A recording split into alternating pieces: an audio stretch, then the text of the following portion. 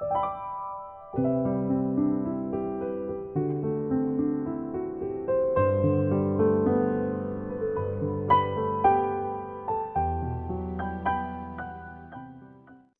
and welcome to the episode 4 of Scrum Master and Product Owner Career Series.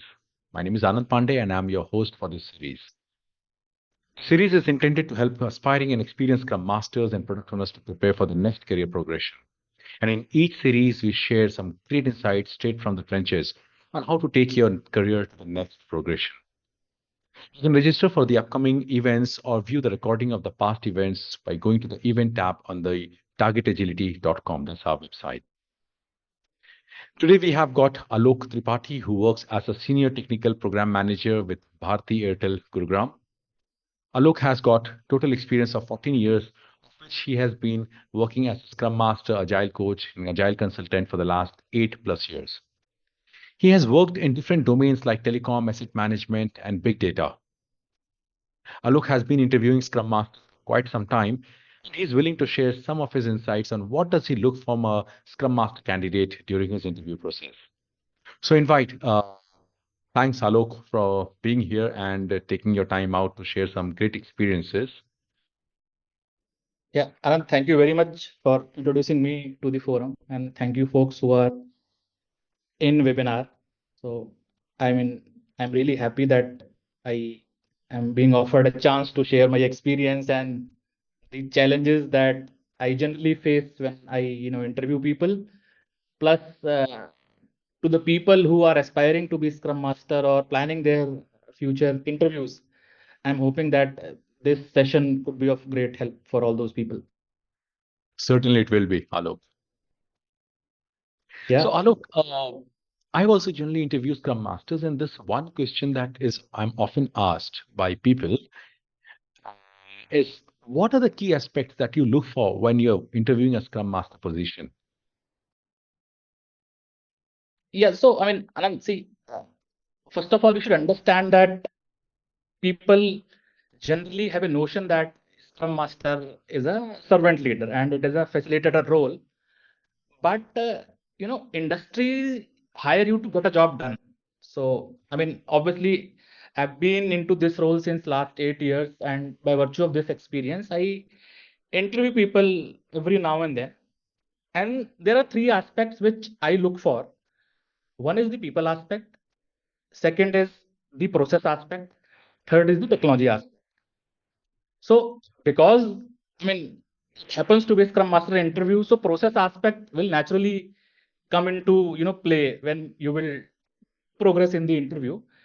But I do ask uh, at length that at what level Scrum Master is placed, how big is the group or the project in which he is being deployed, and how big is the organization, how distributed locations are for the organization, because it kind of helps that what is the level of collaboration you need to do when you will be doing your job.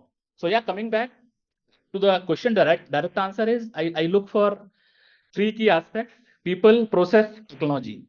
Now technology is very important because it depends. For example, I am in software domain. It is really important that if you are aware of the technology stack in which you are working on.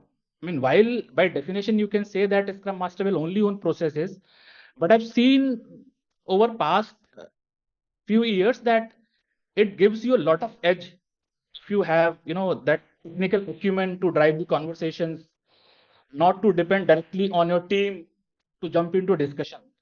So those things do help if you have a good technology understanding of the stack in which you are working. Alok, I heard when you said organization is hiring you to get the job done. Yeah, absolutely. And this is what most of the time the Scrum Masters miss out, right? They start thinking that, hey, they have been hired to implement Scrum. It's more important about getting the job done. And for that, they need to understand the technology as well. They cannot be complacent and ignorant about it. Right. I mean, absolutely. All right. Next, I was thinking about like how would you gauge Scrum understanding of a candidate, whether they have got good fundamental or practical knowledge about Scrum? How do you do that in just a span of 30 minutes or a maximum 1 hour? Yeah, I mean, I directly start with that. What is your role in the organization, right? And when people start explaining that this is their current role, then I ask that, okay, I mean, what is their understanding of Agile? And I'm being very honest that now 4 to 5 out of 10 people are not able to answer that, what the Agile manifesto is, unfortunately. I mean, while they work in the Scrum, but that is something which is not on the top of their mind. Few people say they don't know. 2 to 3 people out of 10 says yes, 2 3 definitions done. And then I start with what is their understanding of Scrum. And I've once again seen that a lot of people have done, PSM1 certification, CSM certification, but the moment you ask them on the face of it, okay, what are the core values of Scrum or what are the pillars of Scrum? Once again, this is a split. Few people who have actually prepared the theory part good, they will immediately answer and they will smile. And then obviously my practical question will come in place. And few people will say that, they hardly remembers it. So that kind of helps me that how much candidates are thorough in the theory part of, Scrum, right? And the moment I ask that, okay, how do you drive these ceremonies? And I ask that, okay, apart from these ceremonies, do you drive any other meeting? Right? Then I get to know, okay, to what level Scrum is implemented.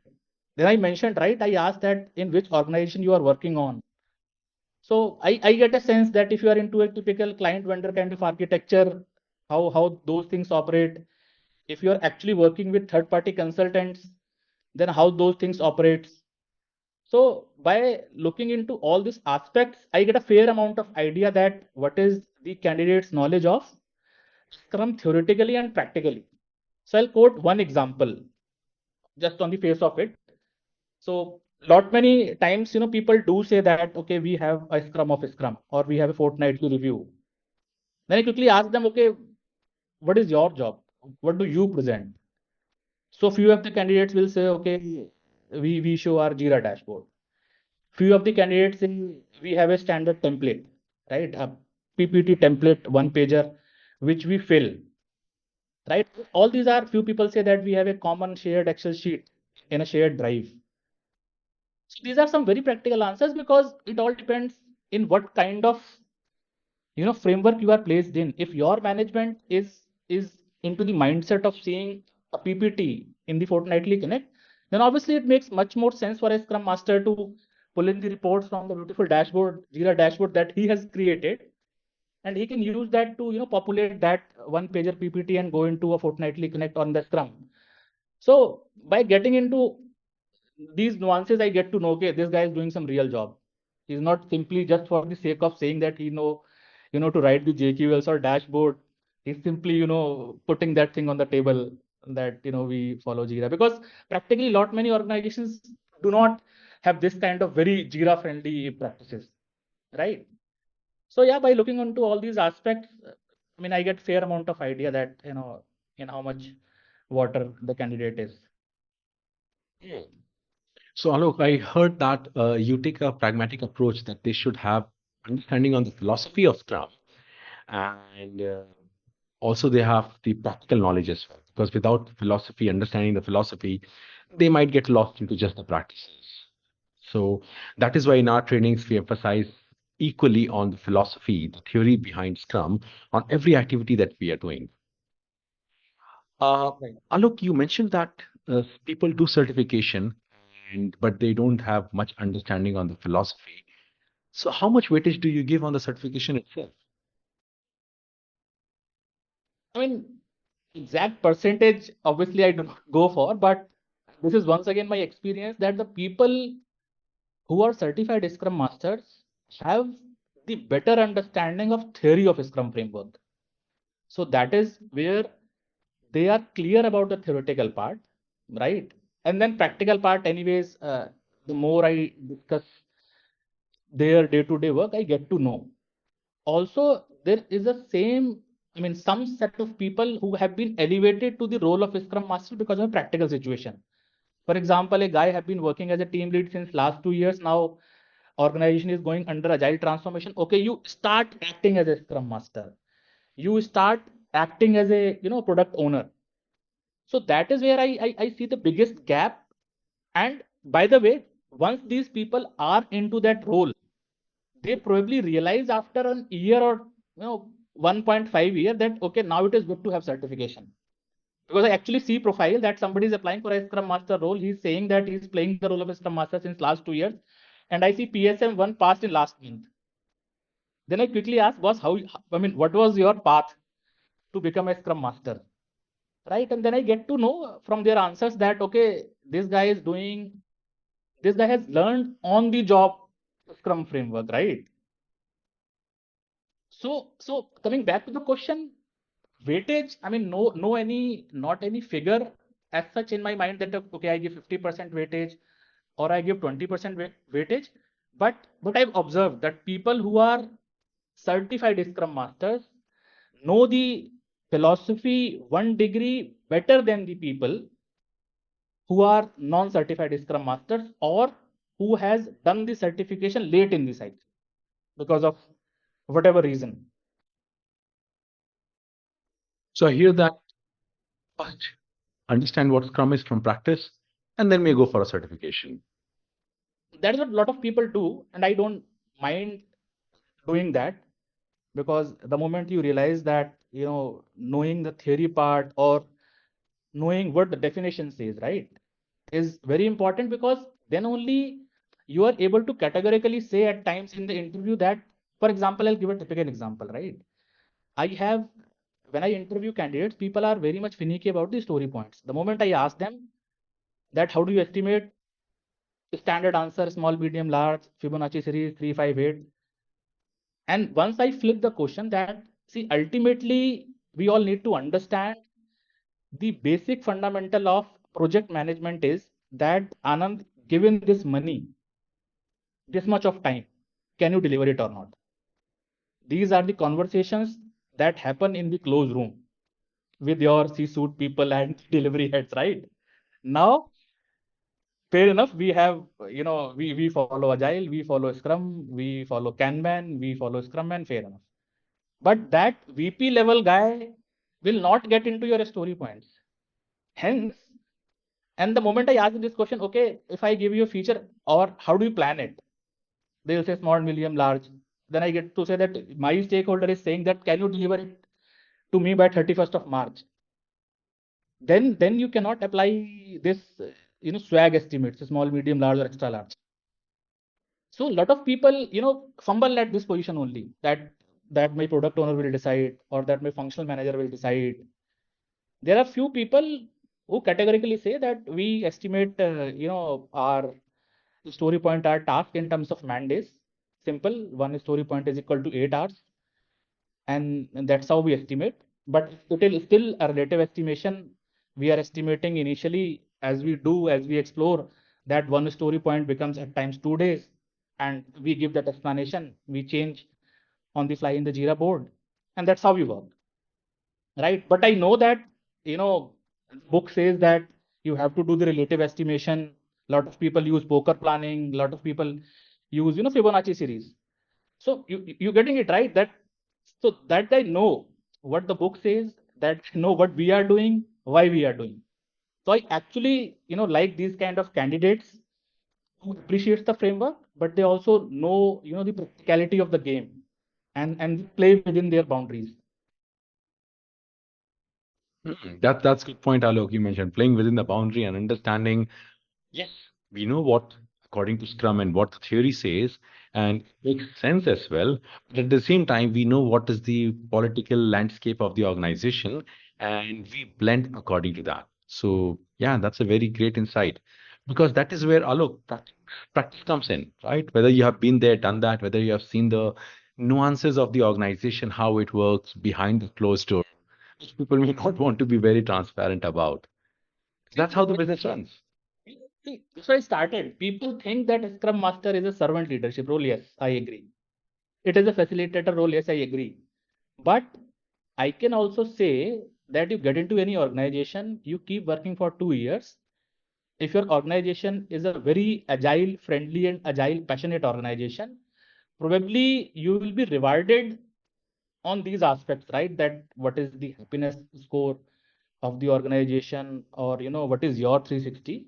But you go to any damn practical organization, there are other factors, that how much you know you or your team is delivering, how much predictability you can bring in the game, how much visibility you can bring in the game, and then obviously how you can align to those business impacts, business outcomes using this framework is the key.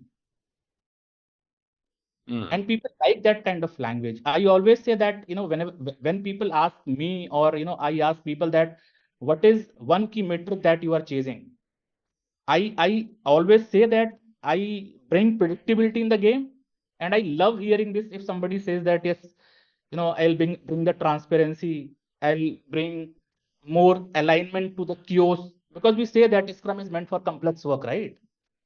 Complex work is there. So who will bring the predictability and streamlining the work in that complex work? It is Scrum Master, right? He has to work towards the organization goals. And by the way, quickly touching this point, lot many people, in fact, majority of the Scrum Master people serve towards their team. They serve lesser towards the product owner and least towards the organization. I mean, at least at a level of 7 to 8 to 10 years, 7 to 10 years, it took, I mean, it takes good 2 to 3 years for entry level Scrum Masters to appreciate this fact, that if they would have read the Scrum, guide, very small, concise guide. There's a dedicated section, right, that you have to serve to the team, you have to serve your product owner, you have to serve to the organization, right? So 70 to 80% of the Scrum Master dedicatedly serve towards the team, and they are a bit shy or timid about this thought that they can drive the product owner, they can help the product owner, or they can help their agile coach, or they can help their functional manager to draw a beautiful dashboard which can help maintaining the transparency. So I think the moment they realize this, that they need to drive these two functions as well. And practically I also agree that if, I mean, your KRA, your job is, to take care of team, you do take care, but at least in the interview, because our agenda is that only, right? So you should have this notion somewhere in the mind that, yes, I mean, as per the definition, your job is to serve your product owner in whatever capacity you can. And then if your agile coach, permits you, then at least sit with him. I mean, I know that that guy's primary job is to work towards the organization goal, and you have been dedicated towards team. But yes, do have those bridges, those conversations. See, I mean, if there's an opportunity to contribute. Yeah. So these things, gives very clear cut picture about particular candidate and his understanding and his aspiration as well, by the way. I mean, that because in Scrum Master role as well, right? In the market, you have Scrum Master, Senior Scrum Master, Agile Project Manager, Agile Coach, Agile Consultant. And then if you see, the KRA is 50%, or the expectation is at least 50% overlapping, right? So depending on that, how matured that guy is in understanding the framework, and how they can leverage this framework to achieve the organization goal, is what make or break my discussion, at least. Truth insights on that, Alok. How do you consider Jira and all these ALM expertise? How much weightage do you give for these tools? Not very finicky about, but I mean, I do ask that how comfortable the candidate is in writing JQLs and creating dashboards, just for a very simple reason that these things helps to bring the transparency on the table, and transparency is one of the key pillars of Scrum.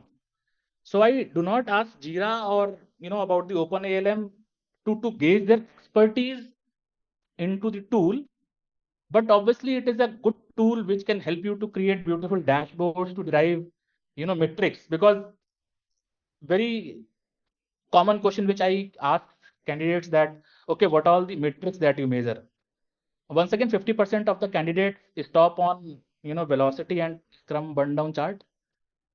Then Right. few of the candidates go to that level. Okay, we measure lead time, cycle time, defect density, and then few of the people even says that they have crafted or devised a metric called predictability, that I got to know in one of my interview, that they have kept predictability as a metric. They have tailored this field, and they give a score out of 10, predictability score out of 10, that what was the date committed and when the feature was actually delivered.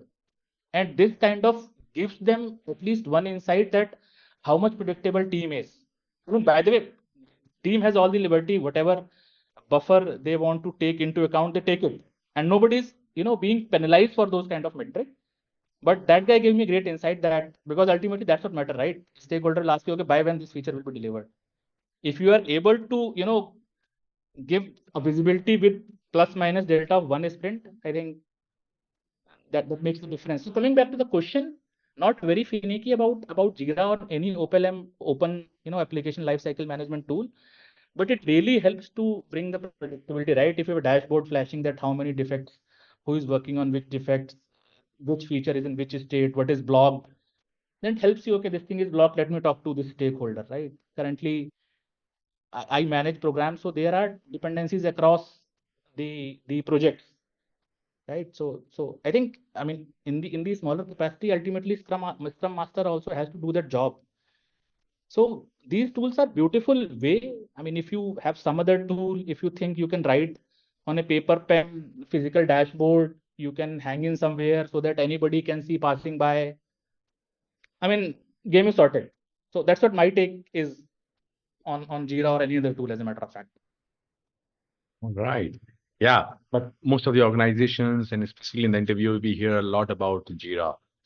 So thanks for sharing that. Yeah, we need to be not be very much fuzzy about Jira as a tool.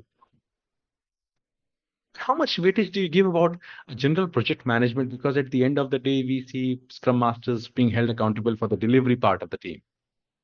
I do. I mean, I do not select or reject, to be honest. While, I mean, I do not personally like using the word reject, but then yes, since we are into this context that I am what I gauge. So I do check, I do scratch these surfaces, like who are our stakeholders. People at times are not even exactly aware of that. As a Scrum Master, who are your stakeholders in the current organization? They say my manager, right? This is very standard answer. Okay, my manager is my stakeholder. So you need to understand, right? And I also at times, talk about, have you heard of risk management plan, right? So these things I briefly touch upon in the Scrum Master interview, because it helps me to gauge that whether this guy will be able to wear a different hat when required, right? Because you are being a great Scrum Master, right? You are facilitating, and you have got a very tough team in the client vendor kind of architecture. You are stuck, right? Then once again, you are reaching out to your functional manager. What he is doing, he is not a Scrum Master, right? He's a typical project slash program manager, and he'll call people. He'll escalate to somebody's boss to take help, obviously. But then those things will be unblocked, right? So I do check these aspects, that if Scrum Master, if that poor Scrum Masters get into a tough situation, because you do not know, right, that in which project you will be placed in.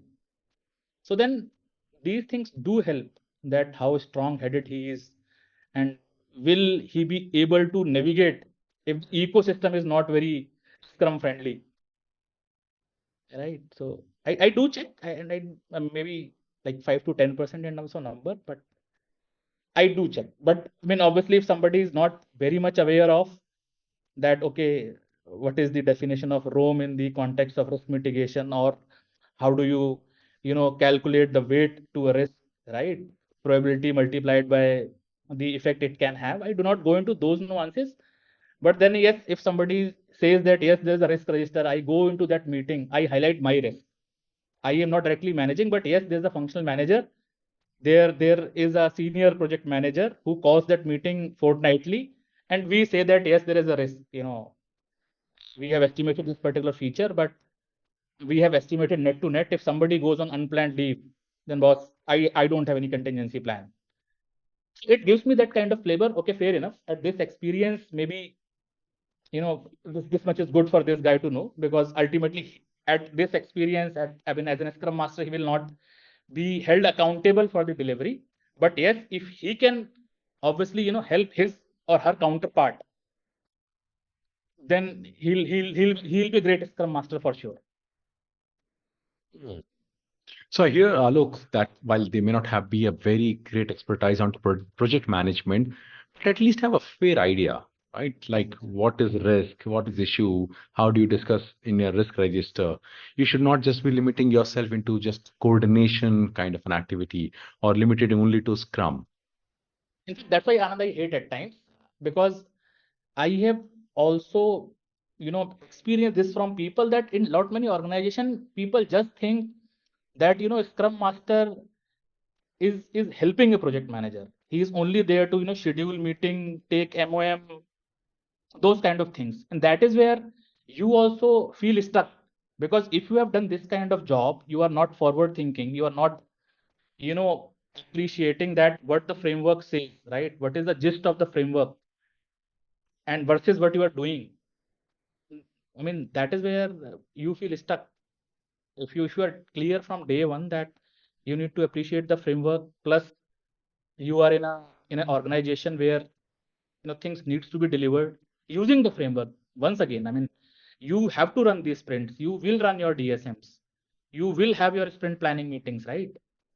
But then ultimately, sprint goal that you are crafting, right, that is essentially the deliverable piece. And we need to have some predictability. I mean, I have seen that the moment you ask any Scrum Master when this will be delivered, most of the people says, no, we are anyways working in the sprint fashion. End goal I am not aware of. I start with 50 story points. Then if we are not able to complete 20 will be spilled over.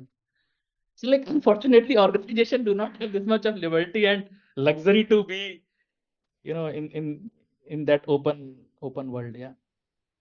Hmm. Yeah, because reality is very different from what we learn, right? Where we can have a spillover, we go according to velocity. Organizations want a deliverable, as you started in the beginning itself. We have a cost, we have a time, we have to have a deliverable. So yes, we Right. have to take a more pragmatic approach. And look, with the limited time that we have, I've got one last question for you. What tips would you like to share with us people who are preparing for their Scrum Master interview in the coming future? Okay. So, I mean, in terms of tips, yeah, three tips.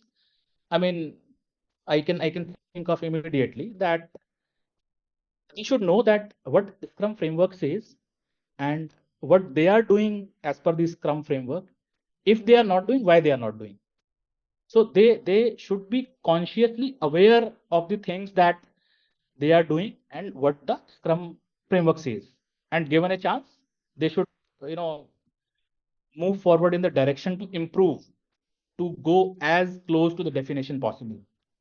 Right? So, I mean, if that comes via discussing with your peers, via earning some certifications, like learning from seniors, do it. But then you should be aware of your domain, right? Domain expertise there. They should measure few metrics. Once again, why metric? Because if you map the metrics, see, Scrum guide is not saying directly you to work on metrics, right? But we also say that if you measure something, it will get done. Or if you can't measure something, you can't improve. So see, once again, I'm relating back, because pillar is you have to be transparent. So for example, if you are measuring your, cycle time, Scrum guide is not saying to measure your cycle time, for example, practically. And this has to be done in the right spirit. Time of 30 days, team B has cycle time of 45 days, so A is better than B. No. That is something you have to understand why you are measuring. So I do ask, what all metrics do you measure? Because it gives me the level of control those people have on their own program, and they're able to appreciate, because if you have a metric dashboard, you have transparency basis that you can inspect that, okay, I am pouring these many defects, right? And then you can adapt. Okay, next time maybe we need to have one parameter in our definition of done. We'll do penetration testing as well, we'll do security testing as well, we'll do cross browser testing as well, depending on their own domain, right? So they should know that what metrics they are measuring and why, right? One last point, that you appreciate that, I mean, you are being hired to do a job while you are a servant leader, but essentially organization is hiring, so that you are accountable for a pod or a scrum team, right? You Otherwise you will be, I mean, I may sound a bit harsh, but PA to a functional manager.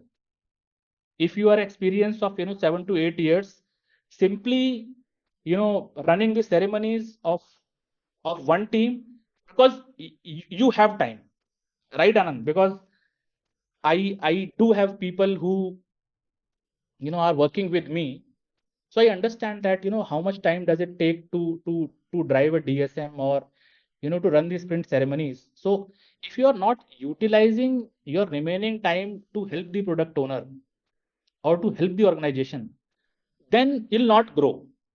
While you can be at the position where you are hired, but you'll not grow. So I think these three tips, quickly repeating, that you should know, I mean, what theory says and what you are practicing.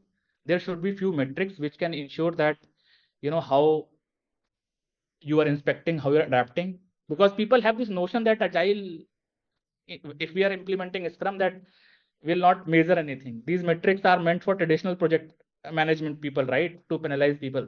That is absolutely not, because to penalize people on the basis of metric is not right, because then you are not trusting your people, right? If you go for the values that Scrum says, courage, openness, focus, commitment, you have to appreciate these values, or these values should be in your mind. If you are a Scrum Master, while discussing the adaptation related to these metrics, then I think you are sorted. And last thing, that, I mean, obviously, to, you see that in which organization you are heading to. It is a product based, service based, where you'll be placed, get some feedbacks, because that kind of literally helps you. Because see, I mean, practically, if it is a product based organization, uh, they will not be very much finicky about, because they will primarily appreciate about the outcome and impact based metrics, right?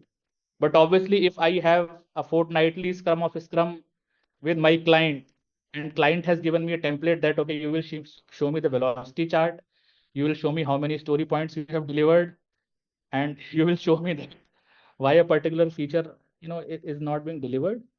So it helps to know well that where you are heading to. Wow, those were really some great insights that Alok you just now shared. And yeah, hearing directly from the interviewer to understand what are the interviewers looking from the prospective candidates. I'm sure there's a lot to take away from this session. And thanks, Alok, for being so generous to take time out from your busy schedule and sharing those wonderful tips on the Scrum Master Interview Preparation. Everyone, the recording of this video will be available within a week time and can be accessed from our website, targetagility.com, under the Events tab. With that, I wish everyone the very best of luck for your career progression and looking forward to have you in the next event. And yes, do consider Target Agility as your learning partner for all the Agile certification that accelerate your career. Goodbye. Yeah, thanks, Anand. Thank you very much.